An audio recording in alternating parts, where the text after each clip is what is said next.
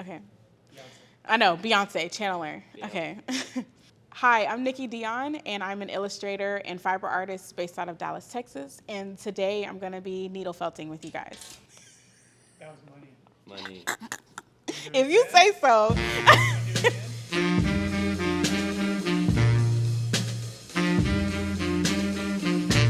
There is something on your mind.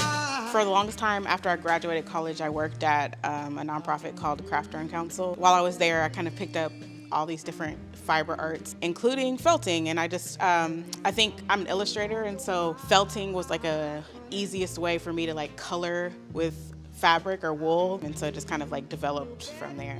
I wasn't like classically trained as an illustrator, so I didn't know the proper way to do proportions, and so every time I would try to have like that polished, realistic looking images, it would just never turn out right because I wasn't doing it right. So I was like, you know what, I'm gonna stop trying to be perfect and stop trying to make it look real, and I'm just gonna play with what looks fun and what feels good for me. And that's how I kind of like found my style. Well, actually, when I first started illustrating, it was just me just doodling into this pastime.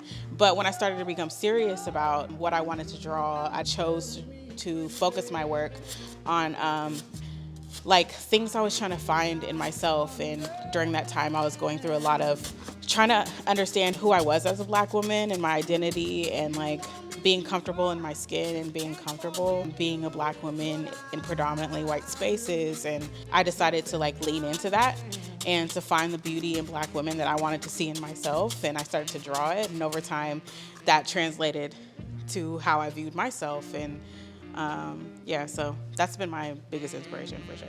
Any Black woman that I see, even if I don't know them or we don't even have any connection or anything like that, I'll like find things about them that I just like love, like their style, like how are they, what their hair looks like, you know, what clothes are they wearing, things like that. I'm like, yeah, I see you, you know. So one thing at a time is my mantra. I'm generally an anxious person. So like whenever things are overwhelming, you know, in life, you know, it's never just like, oh yeah, you can only, there's only one thing you have to worry about today. No, it's always like a culmination of like a bunch of things that you either didn't do that you were supposed to do yesterday, or new things that pop up. And so my mantra has always been one thing at a time. You can only focus on one thing at a time. You can only do one thing at a time. So instead of splitting your energy between everything that you have to do and everything that is like on your plate, just focus on one thing and get that done and do it well, and then move on to the next. So.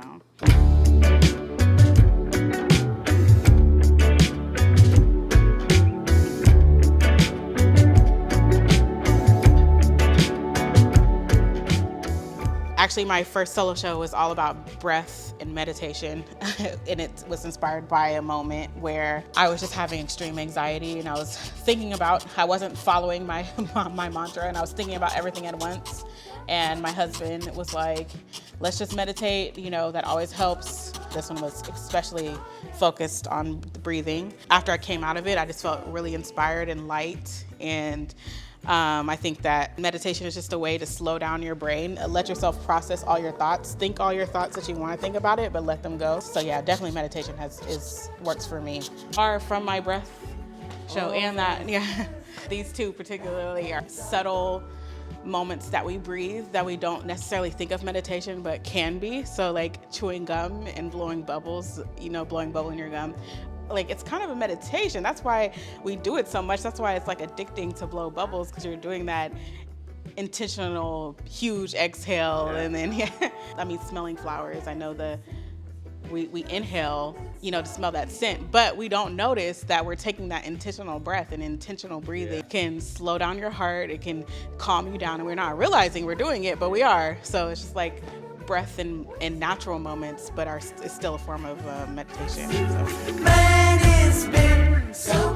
When you think about someone who puts their everything into everything that they do and gets results, I mean, like, it's Beyonce. The work ethic is like beyond, and so I aspire to bring that same energy like when I'm working, and like even if it's like I'm not saying I can't go as hard as Beyonce, because I believe we all can do anything we set our minds to. Whenever I'm like zoned in on a project, I'm making something happen, or I'm producing a new body of work, I'm like, my work ethic is so important to me. I'm like, to the point where I sacrifice just about everything. Sometimes it's not always the best thing, but I sacrifice because I know that when I'm done, what I create is going to be a reflection of me. And it's going to be a reflection of like the intention that I put into the body of work. And so how Beyonce puts work ethic into her projects and things like that, I would aspire to do the same in mine, for sure.